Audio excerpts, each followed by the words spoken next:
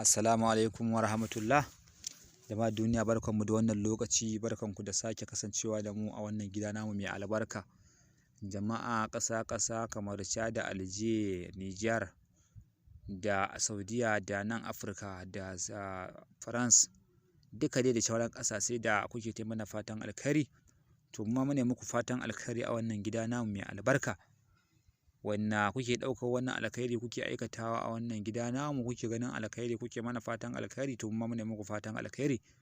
Da waɗanda kuma suke ɗaukar alherin haƙiƙanin amanar aikin su danƙa a hannunmu, mu aikata musu kuma su ga alkhairi, su fatan alkhairi, to mu ma mune muku fatan alkhairi. Domin yi mana fatan alkhairin da kuke, shi ne muke sanin cewar lallai kuna bibiyar alkhairin namu, kuna ganin alkhairin. Domin ba alkhairin kuka gani ba za ku yi fatan alkhairi ba.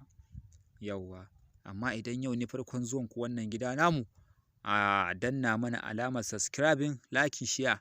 To wannan shine zai ƙwarara mana gwiwar cewar kuna jin daɗin aikin da muke wa al'ummar musulmi, kuma kuna jin daɗin abun. Kuma wannan shine kuma zai ba ku dama ta idan mun ɗora sabon al'amari a cikin wannan gida namu, za ku gani, ku ɗauka, ku amfana. Domin idan ba ku yi subscribe, like, share ba, to wannan kun ga za a yi ta sakar abubuwa, ka ɗauki alkhairi, ka ga alkhairin kuma kana neman ya za a yi ka manta wannan gida ne. To inda ka yi subscribe, da an saka alkhairi kana gani alama, to wannan gidan ne ƙwarai, anan gidan muka ɗauki wannan alkhairi. To kaga kai ma ka samu sauƙin yadda za ka yi ka same mu, ka ci gaba da bibiya, kana ɗaukar alkhairi a wannan gida namu. To don haka muka zo muku da wannan babban asirin mallaka. Wannan fa ba wai asiri ne fa mai wani sako-sako ba, asiri ne mai ƙarfin gaske. Son samu a ce miji ne, ko kuma saurayinki ne ke ga a take-taken yaudarar ki zai yi, ko kuma budurwarka ce ga take-taken yaudarar ka za ta yi, kuma kai da gaske kake ka riga ka je wuya. Ko kuma ke kin je wuya, kin ga take-taken zai miki wasa, to a jefa ma zargi a sakalo shi. In dai kun haɗu da kun yi bibiyar wannan gida namu, to ba ya ƙwace miki ba, saurayi ba zai ƙwace miki ba, bakki kuka akan saurayi insha Allahu, kuma kai ma baka kuka kan budurwa.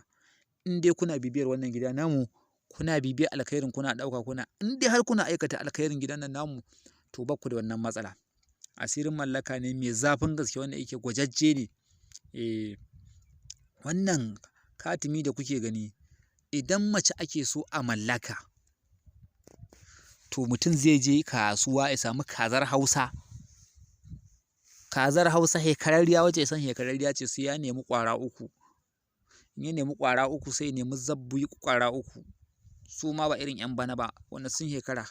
Su ne za ka same su ba su da wani nama haka a jikinsu, amma tsofi ne.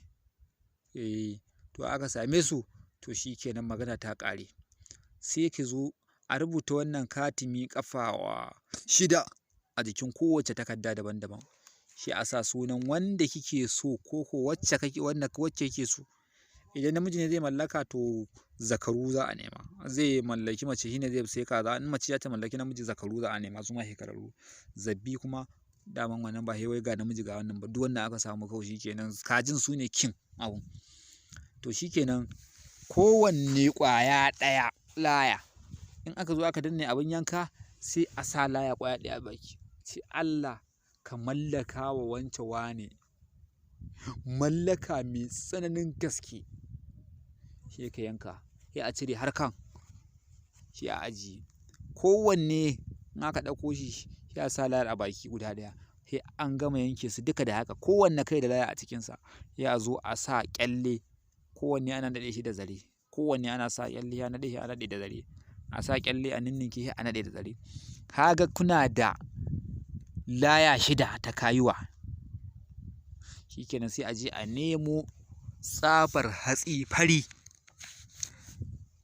Za a je, akwai kuka, akwai tsamiya, akwai tumfafiya, akwai dashi, akwai ceɗiya, akwai gamji. Waɗannan ƙwaya 6 bishiyoyi su ne manyan gurare na zaman shaiɗanin aljanu da na alkhairi jinnu duk iri daban-daban.